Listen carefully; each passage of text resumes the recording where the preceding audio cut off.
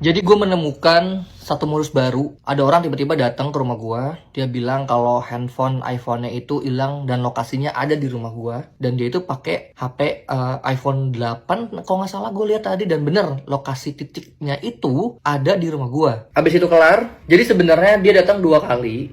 Yang pertama itu datang sendiri. Dan itu masuk CCTV.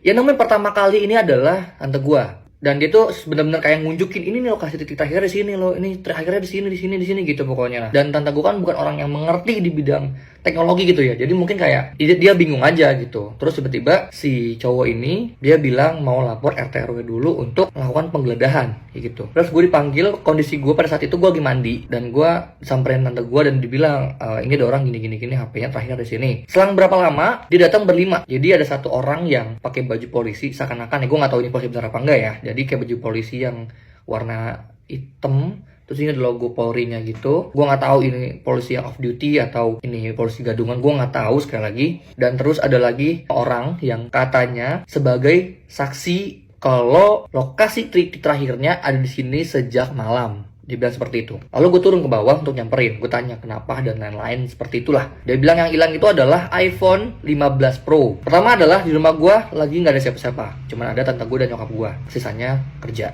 Dan gue minta dong, oh yaudah titik terakhir di mana? Dan dia menunjukkan itu titik terakhirnya ada di lokasi rumah gue. Benar. Dia pakai Find My iPhone, apa sih namanya, Friends. Nah, terus dia kayak memberikan nada pengancaman sih, kayak pressure lah. Iya, soalnya ini di sini, saya nggak mau tahu, harus balik hari ini juga.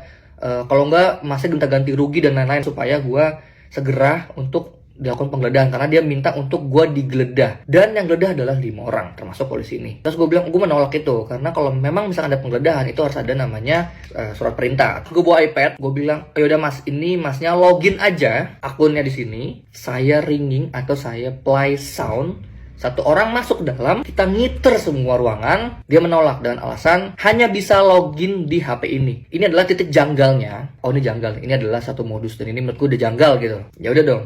Tapi dia nggak mau, kekeh nih nggak mau. Terus solusinya gimana mas kalau mas nggak mau login di sini?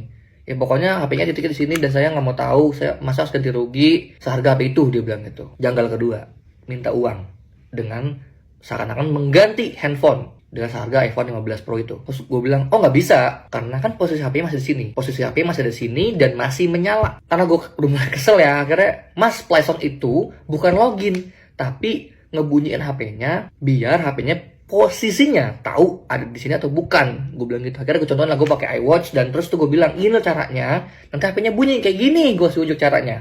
HP gue bunyi kan gitu.